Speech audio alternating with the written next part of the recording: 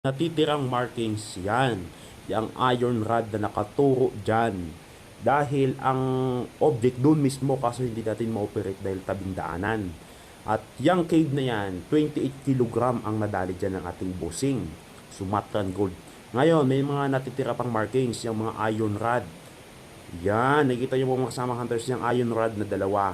Tapos yung isang maliit, yun o sa taas. Yan, mga markings na naka-point somewhere dyan na hindi natin dahil yung mapa nga nasa busing. Dyan naman sa cave, 28 kilogram. Sabi ko nga kanina, 28 kilogram of Sumatran gold.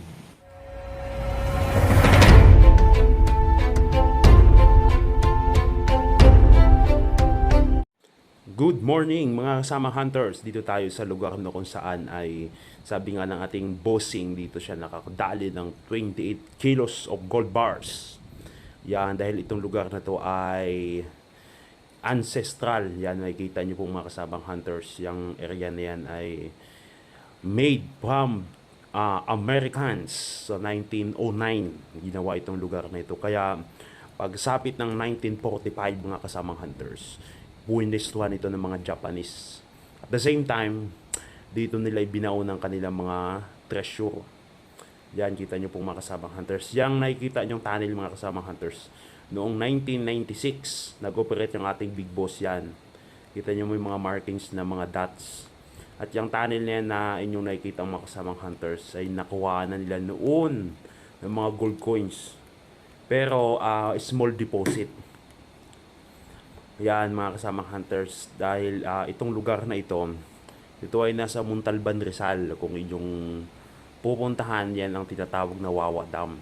Kitang-kita nyo pong mga kasamang hunters, talagang grabe, bundok na bato. Tapos dyan sa gilid mga kasamang hunters, kung na makikita po ninyo, dyan, ay na-vlog na natin yan eh.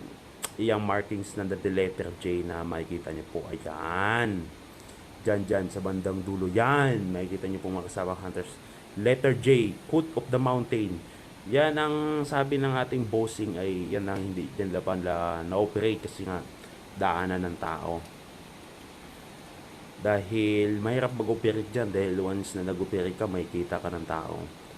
Ngayon mga kasamang hunters, yung area na yan, panahon pa ng 1945 yan, makikita nyo yung mga picture dyan na patunay na talagang panahon pa ng 1940s, talagang ito ay pwesto na ng mga Japanese yan, yung gate na yan. Diyan nakapwesto dati yung mga artillery ng mga Americans against Japanese.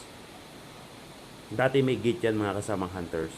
Dahil nga yung ating mga treasure hunters noong mga 1980s, 1990s, binaklas nila. Kala nga nila ay may mga treasure daw ang poste na yan. Next mga kasamang hunters, ito. Ang nakuha naman dyan, uncut diamond dyan sa butas na yan. Yan. Nakikita niyo pong mga kasamang hunters. Yan. Uncut diamond ang nakuha dyan.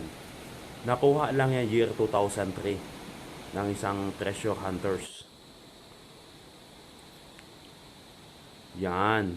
Kaso ngayon mga kasamang hunters ay bagyo nga, baha. Kung inyong makikita, may tunnel dun sa kabila. Yan.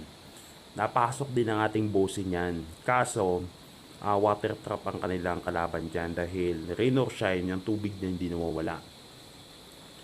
Dito ko makikita mga kasama, papakita ko sa inyo. Yan. Sa dulo na yan, dyan nakakuha yung ating bossing ng 20 kilos of gold bars. Yan yung cave na sinasabi ko kanina na hindi na napagpatuloy ng ating bossing dahil nga sa water trap. Yan, dito tayo mga kasamang hunters. Dito nakakuha yung ating bossing ng 28 kilogram. Yan, dati yung tunnel na yan, yung cave na yan, close yan. Tapos, inoperate nila. Actually, yan, may isa pang natitira dyan sa daanan. Hindi natin ma-operate kasi nga sa daanan nga daw. Yan, kita nyo yung mga markings, mga dots, isa. Mayroon pa yan doon sa may sulok sa gilid. Tapos, isa doon sa baba. Yan. Tatlong dots yan eh. Daan dyan na dali sa loob ng tunnel na yan, mga kasamang hunters. Actually, yan, may mga iron bar, ano tawag dyan, mga bakal na nakatupi. Yan o, dyan nakuha mga kasamang hunters, 28 kilos of gold bars. Dadali dyan. Dati close yan. Nung na-operate na, nabuksan, yun, dali.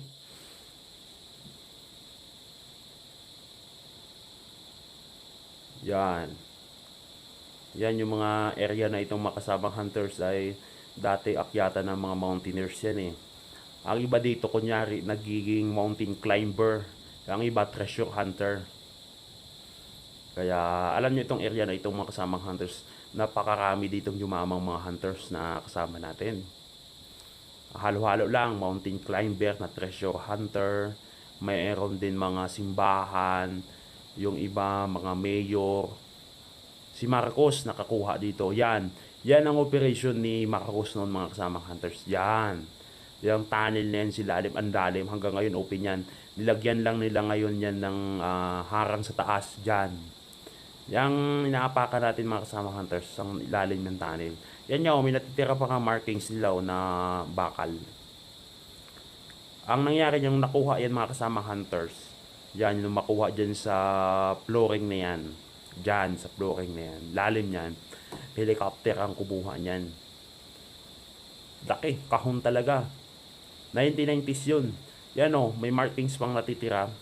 Actually, yung markings na yan, nasa loob pa niyan. Kailangan lang pasabugan, kaso nga lang hindi pwedeng pasabugan dahil nasa gilid ng daanan. Masisira yung daanan ng tao. Tapos papasok tayo dyan sa tunnel na yan. Yan, sa kuweba. Grabe. Dati yung mga bossing namin may nakakuha dyan gold coins sa mga gilid-gilid. Ngayon wala na. Ubus na yan. Wala ka nang makukuha dyan. Pero may mga Japanese dyan na nag-aalay dyan sa kuweba na yan. Yan, kita nyo pong makasama hunters. So, yan. Ayan o. Tapos yung simento naman na yan, makikita nyo pong mga kasama hunters. Panahon pa ng Americans yan ginawa. Duda nga ako baka mayroong palaman sa loob yan eh. Tapos yan yung dam na makikita nyo. Tsokolate yung tubig. Ay lang, mga kasamang hunters, dahil napadaan lang tayo dito kasama yung ating bossing. At yung ating bossing ay big time na. Dahil nga nakadali sa lugar na ito ng 28 kilos of gold bar. Pero madami kasi sila nun eh. Yan naman ang treasure ni Frank na Australian Hunters. Yan, nakita nyo po